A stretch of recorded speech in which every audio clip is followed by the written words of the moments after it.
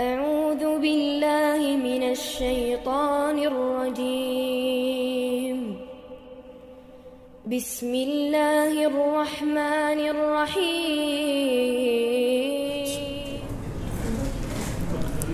السلام عليكم ورحمة الله وبركاته. إن الحمد لله نحمده ونستعينه ونستغفره ونعوذ به من شرور أنفسنا ومن سيئات أعمالنا. من يهده الله فلا مضل له ومن يضلل فلا هادي له. أشهد أن لا إله إلا الله وأشهد أن محمدا رسول الله.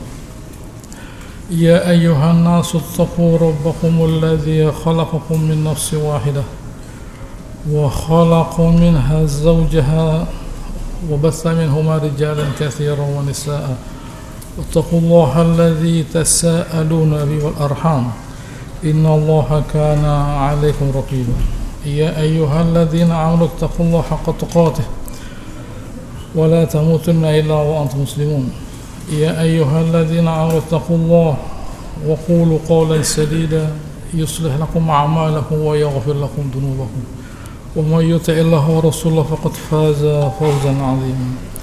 أما بعد فإن أصدق الحديث كتاب الله وخير الهدي هدي محمد صلى الله عليه وسلم. شر الأمور محدثاتها وكل محدثة بدعة وكل بدعة ضلالة.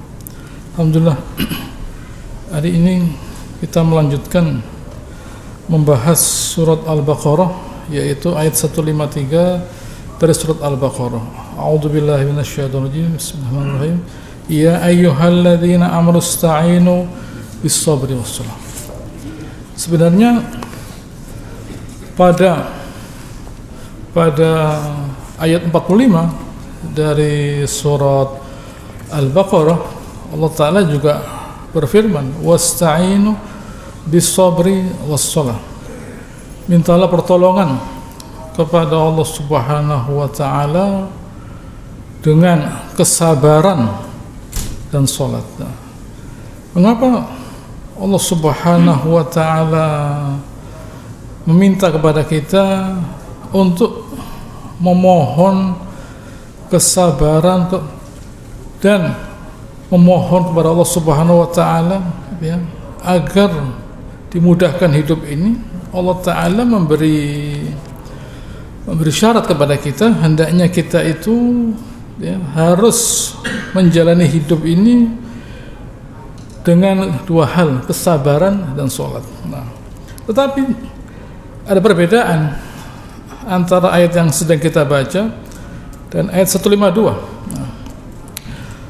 Pada ayat 152 Allah Ta'ala berfirman, fadhkuruni adzkurkum washkuruli wala takfurun.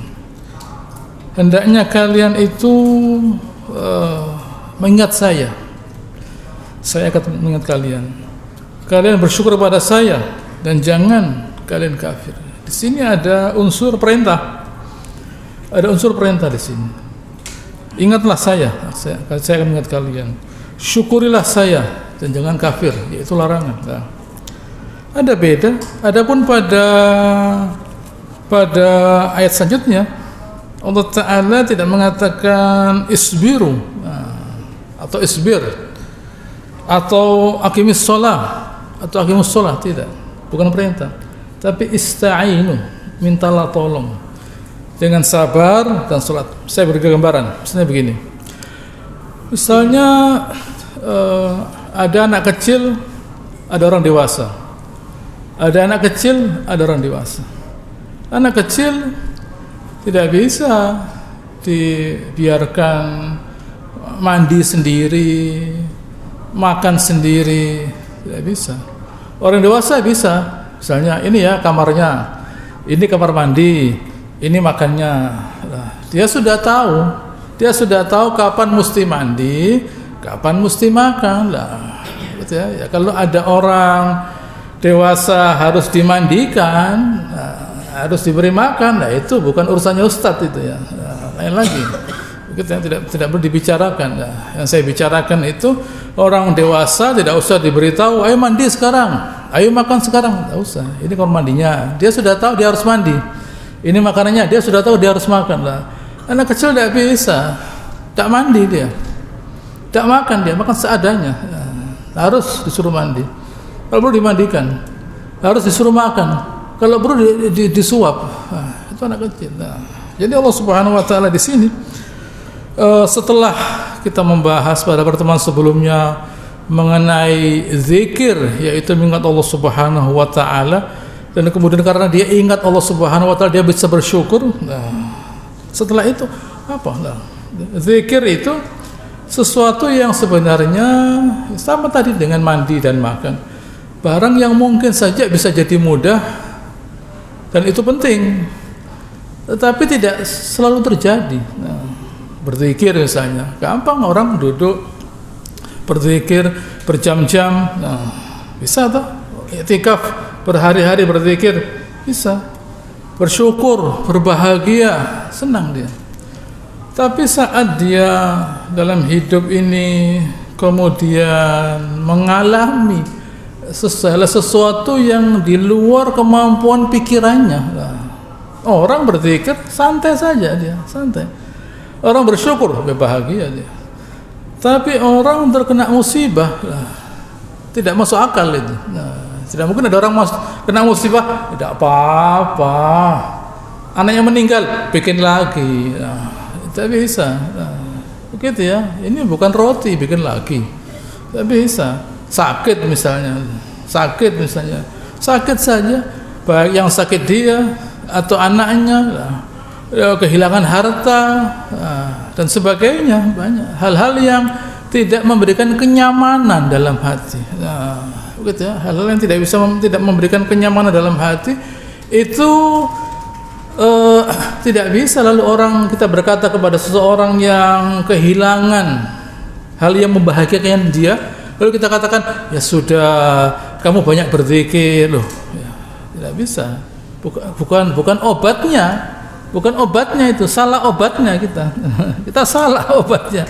Obatnya itu bersabar. Bersabar itu dalam bahasa Arab artinya habasa, menahan.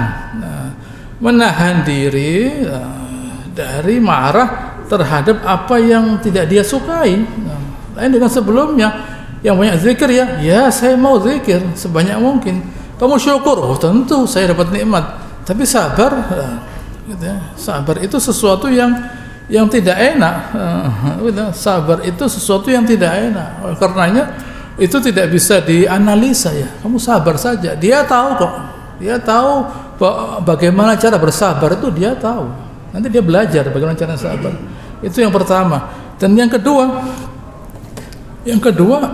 dia mendirikan sholat. Gitu ya. Allah Ta'ala mengatakan wa aqimis sholata lidzikri. Dirikan sholat untuk mengingat saya. Jadi tidak bisa orang hanya bersabar saja, tidak bisa. Atau sholat saja misalnya, tidak bisa. Gitu ya. Dia sholat sama orang banyak, senang dia sholat. Tetapi sudah sholat atau dalam sholat bahkan teringat kembali. Teringat kembali dan selalu teringat segala musibah yang menimpa dia, ya. Atau bahkan yang pernah menimpa dia, atau bahkan yang akan menimpa dia loh. Itu teringat, bukan hanya yang sekarang, tapi yang dulu bisa saja teringat. Atau bahkan ancaman lah, misalnya sakit, sakit terancam meninggal lah, loh itu membuat orang tidak bisa berpikir dengan tenang dia. Jadi tidak hanya sholat saja, harus sabar. Tidak hanya sabar saja, dia diam sabar, saya sabar, tidak. Harus diberi kesibukan dengan bertemu Allah Subhanahu Wa Taala dalam sholatnya. Tetapi dua hal ini sama, sabar dan sholat itu sama dengan syukur dan zikir. Syukur dan zikir itu sama, tetapi syukur dan zikir bukanlah sabar dan sholat. Syukur dan zikir bukanlah sabar dan sholat. Dua hal yang tidak sama. Syukur dan zikir yang tadi saya katakan orangnya tenang, enak lah. Tetapi sabar, gitu ya, sabar dan sholat itu di dalamnya ada unsur harapan kepada Allah Ta'ala, memohon dan memastikan Allah Subhanahu Wa Ta'ala harus memberi. Begitu sabar namanya. Sabar itu bukan ya sudah tidak apa-apa kok ya, mau apa ya harus diterima loh. Tidak bisa sih, gitu ya. Tidak bisa, harus diterima loh. Ini kehilangan nyawa, kehilangan harta, loh, harus diterima. Lain kalau misalnya ada orang tua, misalnya umur sekian meninggal ya sudahlah umurnya lah. Tapi ini anak main di kampung kok. Ini anak sudah kuliah kok, gitu ya. Meninggal loh, kenapa? Kenapa kok harus meninggal lah? Gitu ya, harta saya kok harus hilang, kenapa? Saya bukan perampok saya. Gitu ya, ada unsur penolakan. Gitu ya, ada unsur penolakan. Loh, kenapa? Kalau saya mencuri diambil orang silahkan. Saya tidak mencuri. Tiba-tiba barang itu hilang lah. Sulit bagi akal saya untuk mencari parameter gitu ya, yang buat saya bisa menerima itu. Sulit bagi akal saya untuk bisa mencari parameter yang bisa menerima itu. Tidak ada parameternya. Begitu ya. Makanya suatu kali saat ada seorang perempuan yang menangis di depan kuburnya, di depan kubur orang yang dia cintai, dia mendatangi dan berkata isbiri, kamu yang sabar. Orang tadi berkata kamu nyingkir, orang perempuan tadi, kamu tidak tahu urusan saya. Dia tidak tahu kalau itu Nabi. Diberitahu itu Nabi, langsung dia ketemu Nabi dan berkata saya tidak tahu kalau itu kamu ya Rasulullah. Innamas sabru inda sadmatil ula. Sabar itu pada pukulan pertama. Kapan itu terjadi? Siapa yang tahu kalau nanti jam 8 mau sabar, nanti jam 10 mau sabar, nanti besok mau sabar, nanti minggu depan mau sabar? Ada yang tahu? Ada yang tahu kalau seseorang itu nanti jam 8 dia mesti pakai obat namanya sabar? Tahu atau tidak? Tidak tahu dia. Siapa yang tahu nanti besok mau sabar? Tidak tahu. Wa mata tadri nafsun ma taksub ghadan. Orang tidak tahu besok terjadi apa. Nah, kapan mau menggunakan obat yang namanya sabar ini, kapan tidak tahu dia lah. Tetapi ini barang begitu ya. Ini barang disiapkan. Nah, ini barang disiapkan. Nah, ini barang disiapkan agar gitu ya, agar kita tidak kehilangan momen di mana pertama kali itu datang musibah dan kita bisa menerimanya. Nah, gitu ya. Allah itu tidak datang dengan pemberitahuan, orang mesti menyiapkan. Nah, itulah ukuran kemampuan iman seseorang. Nah, baik, saya lanjutkan. Ternyata anehnya, nah, gitu ya. Saya beri contoh misalnya, gitu ya. Saya beri contoh bagaimana seseorang itu bisa menggunakan kesabaran pada waktu yang tepat dan bermanfaat. Nah, suatu kali ada seorang bernama Abu Talha. Abu Talha itu anaknya sakit, lalu dia keluar, anaknya meninggal. Lalu istrinya, ini riwayat Bukhari ini. Waktu istrinya melihat anaknya meninggal, dia lalu menyiapkan gitu ya, dirinya gitu ya. Waktu datang Abu Talha tanya, "Kaifal ghulam?" Anak itu bagaimana? Oh, sudah tenang, qad hada'at nafsu. Gitu ya. Wa arju ayyakuna qad istarah. Dia sudah tenang, saya harap dia bisa istirahat malam ini lah.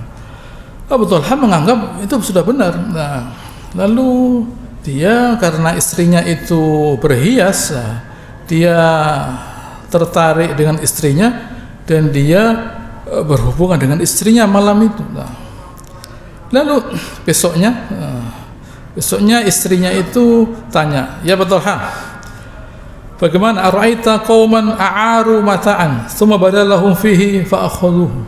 Bagaimana ada orang yang suatu kaum yang meminjam sesuatu, lalu gitu ya, ada kaum lain pemilik dari barang tadi mengambilnya. Ya. Lalu faka'annahum wajar fi anfusihim, lalu yang diminta itu marah, keberatan.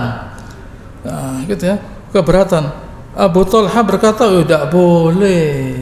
Pinjam diminta kok marah-marah, ya mesti kembali kepada pemiliknya." Nah, gitu ya. Baik, Allah Subhanahu wa taala katanya istrinya meminjamkan gitu ya, meminjamkan kepada kita anak kita kemudian diambil. Nah, innalillahi wa inna ilaihi rajiun katanya Abu Talha. Begitu ya, ini bagaimana ini? Gitu ya. Lalu dia ketemu Rasulullah SAW besoknya, gitu ya, menceritakan bagaimana ini, gitu ya, anak saya meninggal dan saya berhubungan dengan istri saya malam itu. Saya tidak tahu. Nabi mendoakan, la'allallaha ayyubarikallakuma fi lailatikuma. Semoga Allah Subhanahu wa taala memberi barakah kepada kalian berdua pada malam itu tadi lah, gitu ya. Dan hadisnya mengatakan barakallahuma fi lailatikuma. Semoga Allah telah memberi barakah pada kalian berdua di malam itu. Ada riwayat mengatakan bahwa hasil dari hubungan dengan istrinya tadi menghasilkan seorang anak. Anak itu menghasilkan 7 orang anak hafal Quran semuanya. Nah, dari mana? Dari mana itu? Dari kesabaran. Nah, kesabaran, bukan lalu andaikan ya. Andaikan istrinya tadi itu menangis, tidak mungkin Abu Thalhah mau berhubungan. Tidak terjadi. Mungkin besoknya tidak mungkin, minggu depan belum tentu. Masih ingat dia anaknya meninggal, masih terbayang-bayang wajah anaknya. Tidak mungkin dia mau berhubungan, tidak bisa berhubungan dia, karena teringat wajah anaknya lah. Tidak mungkin terjadi itulah. Tetapi karena dia diberitahu oleh istrinya, karena istrinya itu tenang, bisa menguasai dirinya, gitu ya, bisa menguasai dirinya, dan berarti menguasai suaminya, itu terjadi. Ini hadiah dari Allah Subhanahu wa taala atas suatu kesabaran. Sabar sebentar saja, hanya 1 jam dan seterusnya, momennya, gitu ya, sebentar. Tetapi itu menghasilkan seorang anak. Dan seorang anak tadi menghasilkan 7 orang anak yang hafal Quran lah. Begitu. Ini penting buat kita, karena itu krusial. Nah, itu krusial sekali supaya tidak mengeruhkan keadaan. Nah, tidak menjadi keruh keadaan. Mengapa? Karena dia bersabar. Nah, gitu. Karena dia mau bersabar. Nah, gitu. Inilah tanda seorang yang beriman kepada Allah Subhanahu wa taala. Lalu oleh karenanya di sini bisa kita ambil kesimpulan dari pelajaran ini bahwa kenikmatan itu adalah titipan dari Allah taala. Kita sehat, kita punya uang, kita pinter, gitu ya, kita berkuasa, gitu ya. Apa yang kita rasakan sekarang ini titipan, bukan milik. Sebagaimana katanya istrinya Abu Thalhah tadi, kalau kita tidak menyadari bahwa apa yang kita miliki itu titipan, salah itu aja jawabannya, salah. Kalau kita tidak menyadari bahwa apa yang kita miliki itu titipan, salah, itu aja jawabannya, salah, tidak boleh. Itu bukan milik kita kok. Apa kita keluar dari perut ibu kita bawa anak, bawa harta, pinter? Tidak ada, tidak bawa apa-apa. Gitu ya, tidak bawa apa-apa. Lalu kemudian itu datang semua itu satu persatu diambil Allah Subhanahu wa taala, gitu ya, diambil sebentar. Untuk apa? Nah, ini pertanyaannya untuk apa sih? Untuk apa Allah Subhanahu wa taala itu mengambil kenikmatan yang sudah Dia berikan? Nah, pertanyaan ini yang harus dijawab. Jawabannya juga dengan pertanyaan, mana yang lebih baik keadaan kita dengan Allah Ta'ala saat yang pertama tadi, zikir dan syukur, dan sabar dan sholat. Nah, waktu kita berzikir, bersyukur, saya sehat, anak saya lengkap, tidak ada yang sakit, tidak ada masalah, saya mungkin tidak mengharap apapun dari Allah Ta'ala, tidak mengharap. Tapi begitu ada musibah, saya mengharap Allah Ta'ala lah. Harapan kita kepada Allah Ta'ala itu lebih besar dari musibah yang menimpa kita. Harapan kita pada Allah Ta'ala lebih besar dari musibah yang menimpa kita. Ketahuilah bahwa kesuksesan, keberhasilan, kenikmatan, kegagalan, kehancuran tidak lebih besar dari Allah Ta'ala. Kita mau dikasih keberhasilan setinggi langit, kegagalan hancur semua, itu semua tidak lebih besar dari Allah Ta'ala. Yang paling besar itu Allah Ta'ala. Azan itu Allahu Akbar dimulai. Azan itu dimulai dengan Allahu Akbar. Artinya yang paling besar itu Allah Ta'ala. sukses kita apapun, kegagalan kita apapun, tidak akan lebih besar dari Allah Ta'ala. Jadi kalau begitu, yang penting itu diridhoi oleh Allah Ta'ala. Nah, begitu ya, bukan diberi materi, bukan. Materi itu pinjaman, tapi ridhonya Allah Ta'ala itu yang penting. Dan itu kelihatan waktu itu ditarik oleh Allah Subhanahu wa Ta'ala. Nah, di situ kelihatan potensinya manusia. Kalau manusia tidak diuji, orang pinter misalnya, ada orang pinter, dikasih ujian SD terus lah, udah kelihatan kepanjangannya. Tak boleh, kamu mesti naik SMP, tambah berat lagi. SMP terus tak boleh, SMA dinaikkan lagi lah. Udah kuliah, tak bisa kamu sekolah begini, harus naik lagi lah. Semakin berat ujian seseorang, semakin kelihatan kemampuannya. Ya, kalau orang seperti Nabi Ibrahim misalnya, tidak diberi cobaan, sayang, tidak muncul kelebihannya, sayang. Nah, gitu ya. Sudah kualitasnya bagus, tidak ada cobaan, sayang. Tapi diberi Allah Ta'ala cobaan sedemikian banyak, sampai terakhir diminta untuk nyembelih anaknya. Inna dzalika la bala'un mubin, kata Allah Ta'ala. Itu cobaan yang jelas, tidak usah diperbicarakan lagi, jelas itu. Inna dzalika la bala'un mubin, nyembelih anak. Gitu ya. Itu cobaan yang besar lah. Itu sudah tidak usah dibicarakan lagi. Kalau cobaan yang lainnya, misalnya ada orang cerita kepada saya punya cobaan ini. Oh, saya bilang saya juga punya cobaan ini. Saya cerita sama orang, saya kena cobaan ini. Dia bilang cobaan saya lebih besar lagi lah. Cobaan kita tuh bisa disaingi. Cobaan siapapun bisa disaingi. Tapi kalau nyembelih anak tidak bisa disaingi. Tidak bisa disaingi. Tidak ada pesaing. Tidak ada pesaingnya lah. La bala'un mubin. Begitu. Padahal beliau sudah nantinya membangun Ka'bah, belum selesai ujiannya. Itulah Nabi Ibrahim, gitu ya. Itulah Nabi Ibrahim yang Allah Subhanahu wa Ta'ala jadikan contoh. Gitu ya. Inna Ibrahim kanat ummah qanitan lillah. Ibrahim adalah guru, contoh. Contoh apa? Contoh orang yang takut kepada Allah Subhanahu wa Ta'ala dan bersyukur dia lah. Gitu ya. Oleh karenanya, tetapi ternyata tidak semua penderitaan itu perlu kesabaran. Kadang-kadang orang yang diberi kenikmatan tidak sabar. Yang sudah kita baca ayat 61 dari surah Al-Baqarah. Wa idz qultum ya Musa lan nasbiru ala ta'amin wahid. Lihat, Bani Israil diberi oleh Ta'ala kenikmatan. Apa kata mereka? Ya Musa lan nasbiru ala ta'amin. Tidak bisa, kami hanya diberi manna wa salwa, tidak bisa. Jadi bagaimana? Fad'u lana rabbaka yukhrij lana mimma tunbitul ardu. Doakan, mintakan kepada Allah Ta'ala agar dia mengeluarkan isinya bumi ini, min baqliha wa kisaiha wa fumiha wa adasiha wa basoliha, supaya dia mengeluarkan sari-sarinya, gitu ya, bawang, gitu ya, dan adasnya. Loh, mau masak apa ini? Mau masak gulai apa dah? Gitu ya, repot. Orang dikasih bumbu masak, coba dihitung kalorinya dari semua itu.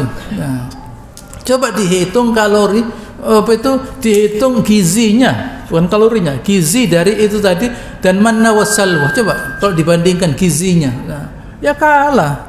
Begitu ya, pasti kalah. Ini manna wassalwa, burung dan roti ini Allah Ta'ala yang membuat gizinya tercukupi lah. Begitu ya, gizinya tercukupi lah.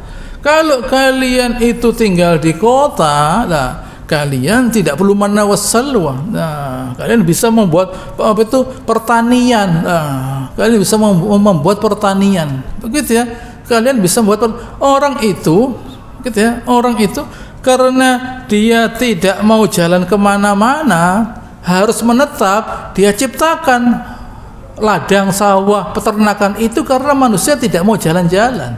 Karena manusia tidak mau jalan-jalan, dia buat, gitu ya, ladang sawah dan peternakan. Karena dia tidak mau jalan-jalan, tidak mau nomaden, dia mau menetap, kemudian dia menciptakan. Nah, kalau tidak mau jalan-jalan dia, masa terus mencari beginilah. Lah, ini Allah Ta'ala diberi makanan yang mobile. Nah, di mana mereka itu di padang pasir tidak memungkinkan yang namanya wa fumiha wa basoliha wa adasilah, itu tidak mungkin. Nah, itu barang yang berat, tapi mereka tidak sabar. Nah, pertanyaannya, gitu ya, padahal mereka pada waktu sebelumnya di Mesir. Nah, pada waktu di Mesir mereka terkena musibah. Nah, terkena musibah, diazab oleh Fir'aun. Nah, diazab oleh Fir'aun dengan disembelih anak mereka. Nah, Nabi Musa berkata pada surat Al-Qur'an 128, Ista'inu billahi wasbiru, lah mintalah tolong pada Allah Ta'ala, wasbiru, innal arda lillah, bumi itu punya Allah Ta'ala, yurithuha may yasha min ibadi, yang diberikan kepada siapa yang dikehendaki dari hamba-Nya. Sudah pemerintahan Nabi Musa yang sabar, bumi punya Allah Ta'ala. Lah setelah keluar dari Mesir, diberi Allah Ta'ala yang namanya manna salwa, diberi naungan berupa awan, air yang memancar 12 mata air. Apa kata mereka? Kami tidak bisa, hanya ini saja, minta ini. Pertanyaannya sekarang, kenapa ya kok mereka sampai tidak bisa sabar? Jawabannya, kalau orang itu tidak mampu mengenal Allah Ta'ala, dia tidak mampu untuk menyadari rezeki yang dia terima. Kalau orang itu tidak mampu menyadari, tidak mampu mengenal Allah Subhanahu wa Ta'ala, kehebatannya Allah Subhanahu wa Ta'ala, dia tidak bisa mensyukuri nikmat yang dia terima. Dia tidak tahu, dia tidak ngerti nilai dari nikmat yang dia terima. Dia tidak ngerti nilainya kesehatan, tidak ngerti nilainya uang, tidak ngerti nilainya kekuasaan. Mengapa? Karena dia tidak kenal Allah Subhanahu wa Ta'ala. Kalau kenal, kenapa? Kalau dia mengenal Allah Subhanahu wa Ta'ala, dia akan menggunakan segala rezeki yang dia terima menjadi apa? Menjadi amal soleh, pahala. Ini yang disebut syukur. Jadi rumusnya bagaimana? Rumusnya rezeki ditambah syukur jadi nikmat. Rezeki ditambah syukur jadi nikmat. Nikmat apa? Bahagia. Kalau rezeki tambah syukur tidak bahagia, tidak nikmat. Orang diberi oleh Allah Subhanahu wa Ta'ala segala rezeki yang diturunkan dari langit, dari bumi, tapi tidak merasa ini bernilai. Apa yang terjadi? Dia tidak syukur, marah dia, loh. Ini kok begini.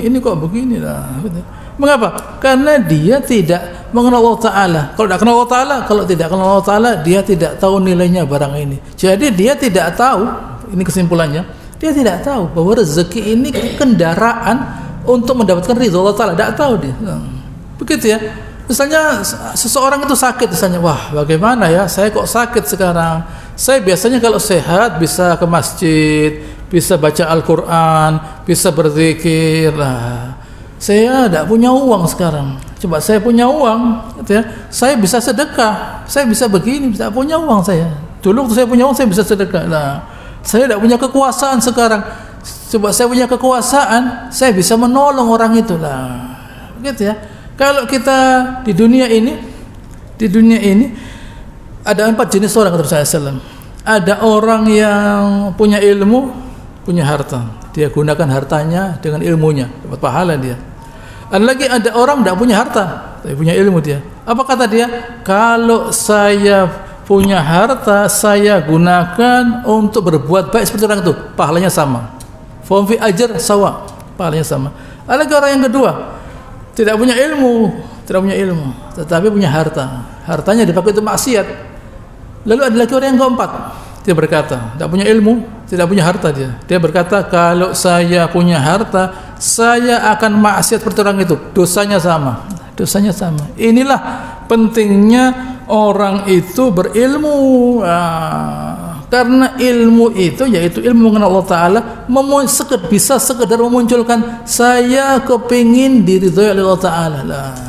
Saya kepingin diridhoi Allah Ta'ala. Di dalam kenikmatan apa yang terjadi? Di dalam kenikmatan dia bersyukur. Orang beriman itu kata Rasulullah SAW, ajaban li amril mu'min. Gitu ya.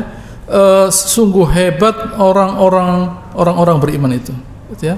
Orang beriman itu kata Rasulullah SAW, ajaban li amril mu'min, inna amrahu kullahu khair. Seluruh urusannya itu baik. Wa laysa dzaka li ahadin illa lil mu'min. Itu tidak bisa terjadi kecuali orang beriman. Orang yang punya iman bisa begini. Apa keadaannya? In asabathu sarra syakara fakana khairul lahu. Kalau dia dapat kebaikan, dia gunakan kebaikannya itu untuk menghasilkan pahala, yaitu syukur itu, menghasilkan pahala. Lah, sekarang saya punya uang, saya berbuat begini. Nah, dia menggunakan harta tadi untuk kebaikan. Wa in asabahu dharra, kalau dia kena musibah, sabara. Nah, fakana khairul lahu, sabar dia. Nah, waktu dia kena musibah, dia tahu ini momen yang penting untuk mendapatkan apa? Pahala. Sama dengan seseorang misalnya. Nah, gitu ya, seseorang yang mau mencari ridho Allah Ta'ala pada waktu peperangan misalnya. Nah, begitu ya. Apa kata mereka? Hadza ma wa'adana Rasul wa sadaqallahu Rasul. Surah Al-Ahzab. Hadza ma wa'adana Rasul wa sadaqallahu Rasul. Ya ini yang dijadikan Allah Ta'ala dan Rasulnya, ya ini peperangan lah. Sahabat itu pamannya Anas bin Malik yang juga bernama Anas gitu ya, dia berkata saya mencium bau surga di balik gunung Uhud. Nah gitu ya, waktu dia mati ditemukan 80 tusukan di tubuhnya, tidak ada yang kenal kecuali saudara perempuannya, dari giginya sudah hancur badannya. Nah begitu ya, tidak apa-apa. Orang itu kalau punya ilmu, punya tujuan. Karena dia punya tujuan, dia sabar. Apa yang terjadi? Bernilai. Hidupnya bernilai. Apa bekalnya? Apa dia bekal uang? Tidak perlu uang. Gitu ya. Tapi bekal ilmu. Saya gitu ya, kepingin sekarang ini gitu ya, mengorbankan diri saya kepada Allah Ta'ala untuk dapat surga. Begitu ya, untuk supaya saya dapat surga. Begitu. Tidak perlu dia meniru orang lain, menunggu orang lain, didorong orang lain. Loh ada apa? Saya punya ilmu kok. Saya tidak perlu didorong orang, tidak perlu niru orang, dan saya pun tidak akan dicegah oleh orang.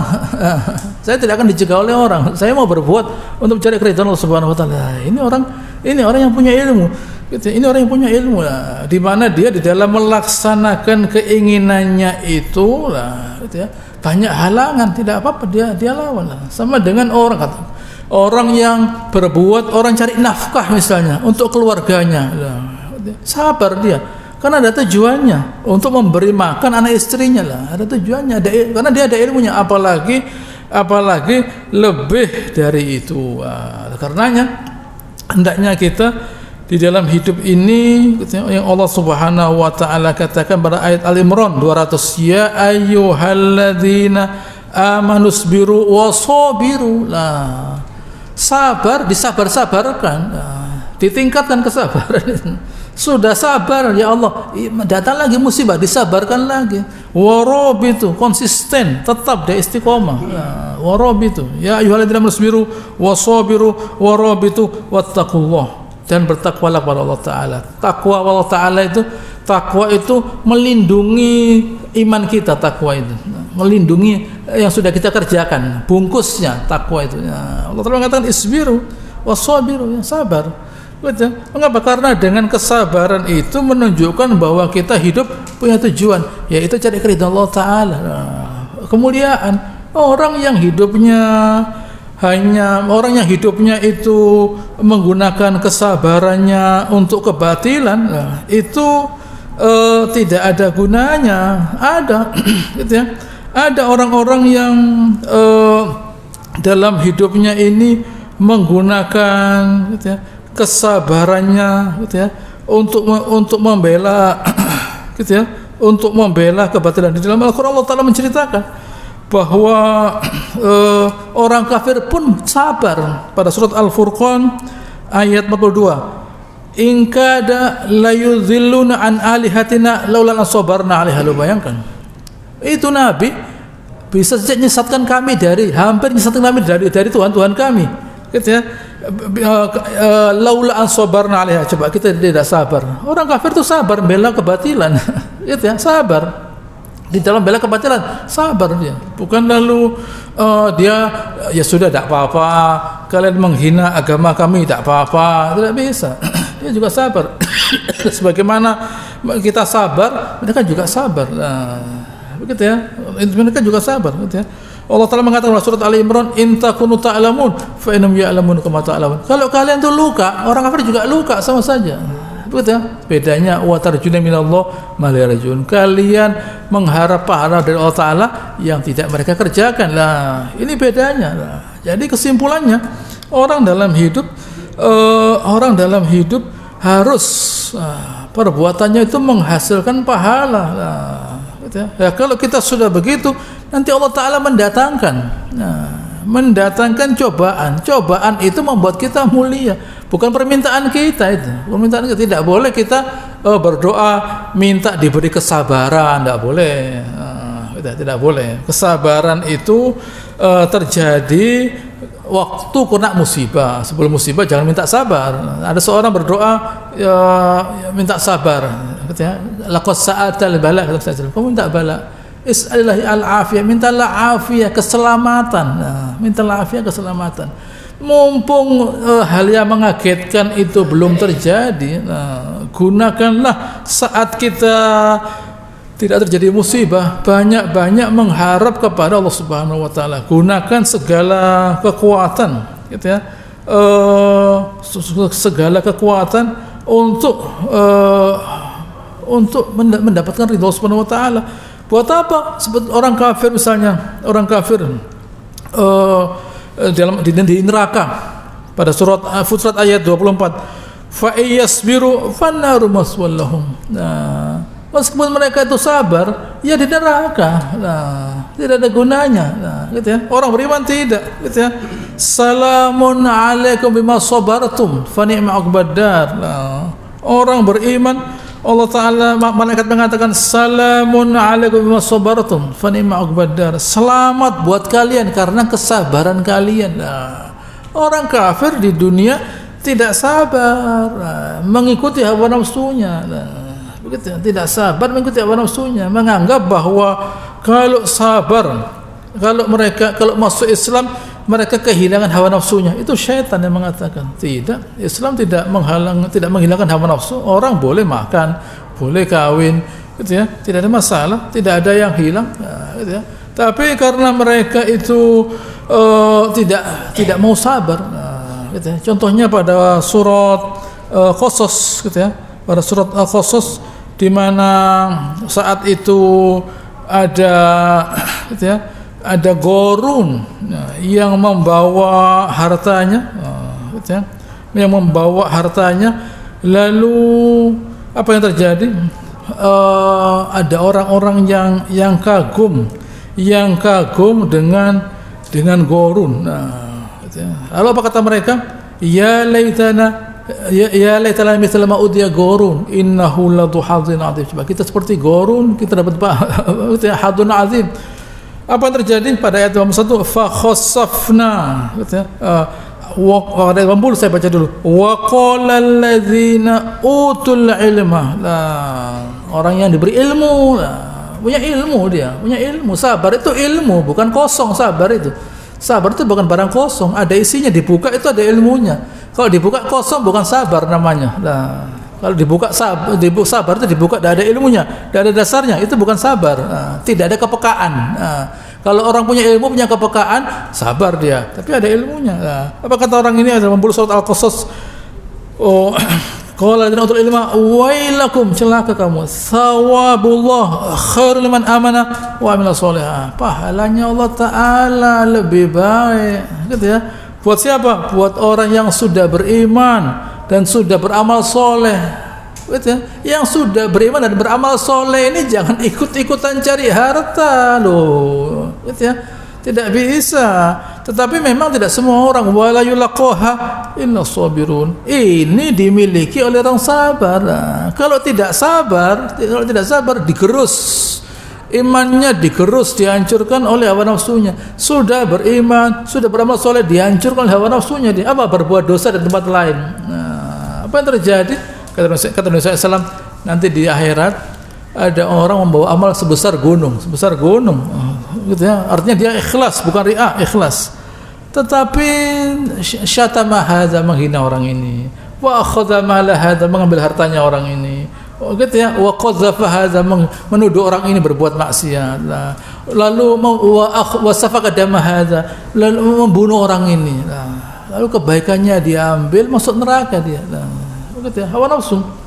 Di satu sisi dia sudah berbuat baik, tapi dengan kebaikannya itu dia tidak mengharap Allah Subhanahu wa taala. Nah, begitu ya, seseorang itu harus merasa puas dijadikan oleh Allah Ta'ala sebagai orang beriman. Alladzina amanu wa tatma'innu qulubuhum bi dzikrillah, ala bi dzikrillah tatma'innul. Orang beriman dan tenang hatinya ingat pada Allah Ta'ala. Ingat itu taat. Saya merasa tenang kalau saya taat. Kalau maksiat saya tidak tenang. Saya tidak tenang.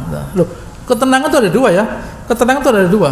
Ketenangan pertama, ketenangan maksiat. Ketenangan pertama, ketenangan zikir, taat. Yang kedua, ketenangan melalui Allah Ta'ala. Ya tenang juga sama, gitu ya. Kalau yang tadi saya ada surat Ar-Ra'd, kita pada surat Yunus, Allah Ta'ala katakan innalladzina la yarjuna liqa'ana wa radu bil hayatid dunya. Orang-orang yang tidak kepingin ketemu kami dan ridho dengan kehidupan dunia, wa tama'annu biha. Lah, tenang dia merasa tenang kalau melalui Allah Ta'ala.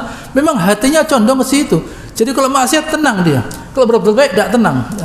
Wa tama'annu biha walladzina hum an ayatina ghafilun, lalai dengan ayat-ayat kami. Ulaikum ma'unur bima kanu yaksibun, neraka tempatnya.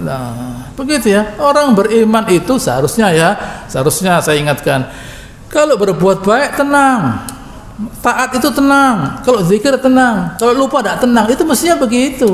Nah, begitu ya. Mesti orang beriman itu begitu. Saya kok merasa tenang ya kalau saya ingat pada Allah Ta'ala, tenang dia. Sewaktu dia kena musibah, nah, ketenangan itu kita menghasilkan kesabaran. Nah, tidak bisa orang mau belajar sabar waktu musibah datang, tidak bisa. Ketenangan dia karena mentaati Allah Ta'ala itu membuat kalau musibah itu datang, hatinya tenang.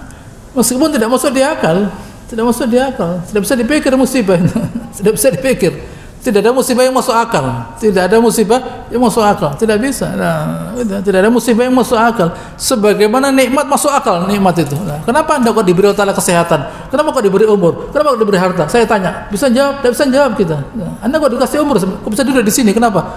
Kok dipilih jadi orang yang beriman? Kenapa? Kok diberi harta? Kenapa? Bisa jawab? Tidak bisa. Oh, saya itu ya sehat karena ini. Saya itu beriman karena ini, saya itu kasih harta karena ini. Itu jawabannya. Bukan itu jawabannya. Allah Ta'ala ngasih lah. Tidak bisa dibahas nikmat itu. Sebagaimana musibah juga tidak bisa dibahas. Nah, jangan membahas nikmat dan musibah. Bahaslah ketika keridhaan Allah Ta'ala. Bagaimana saya mencari keridhaan Allah Subhanahu Wa Ta'ala loh. Nabi mengingatkan begitu lah. Oleh karenanya kita yang pandai-pandai, yang pandai-pandai mengambil pahala dari Subhanahu wa Ta'ala. Ada seorang perempuan ketemu Aisyah, masuk ke teman Aisyah, punya 2 anak perempuan. Minta makan. Aisyah hanya punya satu, gitu ya, satu butir kurma, bukan 1 kilo, 1 butir kurma. Oleh ibunya tadi, gitu ya, dibagi 2, diberikan ini, dan dia tidak makan. Aisyah kagum melihat itu, Aisyah. Waktu Nabi datang, dia ceritakan apa kata Rasulullah SAW, man ubtiliya min hadil banat bisyai kunna lahu sitron minan nar. Siapa yang sabar merawat anak-anak perempuan ini akan menjadi pelindung dari api neraka. Lah, begitu ya. Ada lagi orang perempuan, Nabi kasih tahu, ya Rasulullah, orang perempuan ini menguburkan anaknya yang ketiga. Orang perempuan ini baru saja menguburkan anak yang ketiga. Artinya anaknya 3 orang sudah mati. Kata Rasulullah SAW, laqad ihtadharti bihitrin syarib minan nar. Kamu punya perlindungan yang kuat dari api neraka. Lah begitu. Manfaatnya bukan di dunia, nanti di akhirat. Terasa semua itu. Jadi kalau orang itu mau berbuat harus pakai ilmu. Orang itu berbuat. Dengan ilmu tadi menghasilkan amal soleh yang nantinya dia rasakan di akhirat nanti, begitu, bukan sekarang. Begitu. Ini yang harus kita pahami. Jangan sampai kita di dunia ini terburu-buru mengharapkan semuanya, gitu ya, mengharapkan semuanya mudah. Oh, tidak ada gunanya, tidak ada ilmu yang kita dapatkan dari kemudahan. Anda cari orang yang sukses dengan kemudahan, tidak ada. Gitu ya. Anda cari orang yang sukses sekarang ini, yang 10 orang terbesar, terkaya di dunia. Anda dulu punya uang? Tidak punya uang saya. Gitu ya, tidak punya uang saya. Tidak punya uang dan kemudian dia merasakan sekian banyak kegagalan. Tidak ada masalah, dihadapi saja. Dan orang sukses itu tidak punya teman, tak perlu teman dia. Anda tanya kepada orang sukses, Anda dulu temannya siapa? Tidak ada. Dulu dan sekarang dan akan datang. Orang sukses itu dulu, sekarang akan datang, tidak ada temannya. Pegawai iya, teman tidak. Pegawai iya. Gitu. Tapi teman di dalam menghadapi, mengarungi kegagalan tidak mau, tidak ada, nyingkir. Nyingkir. Waktu sudah kaya berdatangan. Sohib, bukan sodik, sohib namanya. Kalau sodik, gitu ya, orang yang benar-benar bersama kita waktu susah dan bahagia. Tapi kalau itu sodik namanya. Gitu ya. Tapi kalau sohib tidak. Sohib itu waktu akad nikah itu, wah ribuan orang, wah masya Allah, rangkul-rangkulan begini. Waktu akad, waktu setelah itu sudah ada semua, sudah hilang. Gitu ya. Waktu kita sakit di rumah sakit tidak ada. Akad, waduh, dari mana orang semacam ini? Ini bikin partai bisa ini. Gitu ya. Dan tidak bisa, gitu ya. Hendaknya orang itu dalam hidup, gitu ya. Allah Ta'ala katakan pada ayat surat Tur, wasbir li hukmi rabbika, kamu yang sabar ya Rasulullah dengan keputusan kami, fa innaka bi'ayunina, kamu dalam pengawasan kami, bukan kami biarkan, tetapi wasabi bihamdika rabbika hina takum, kamu yang sabi itu salat dalam Al-Quran. Kata sabi itu salat dalam Al-Quran, dirikan salat, jangan waktu ini dipakai kepikiran bagaimana ya saya kok begini ya hidup saya loh, bukan begitu. Jadi Allah Ta'ala mengaitkan sabar dan salat karena dua hal ini penuh dengan harapan pada Allah Ta'ala. Lain dengan zikir dan syukur. Zikir itu biasa, subhanallah, zikir, gitu ya, tidak ada yang tidak ada masalah, gitu ya. Atau saya bersyukur, alhamdulillah saya dikasih nikmat. Tapi sabar, di dalam sabar dan salat ada harapan yang besar pada Allah Subhanahu wa Ta'ala. Itulah yang bisa saya jelaskan dari surat ayat 153 dari surat Al-Baqarah. Semoga bisa mengambil manfaatnya, gitu ya. Insyaallah akan selanjutkan pada pertemuan yang akan datang. Allahumma shalli ala Muhammad wa ala ala Ibrahim wa ala ali Ibrahim innaka Hamidum Majid. Ala Muhammad wa ala ala Ibrahim wa ala ali Ibrahim innaka Hamidum Majid. Subhanakallahumma rabbana wa bihamdika nasyhadu an la ilaha illa anta nastaghfiruka wa natubu ilaik wa akhiru da'wana alhamdulillahi. Wassalamu alaikum warahmatullahi wabarakatuh.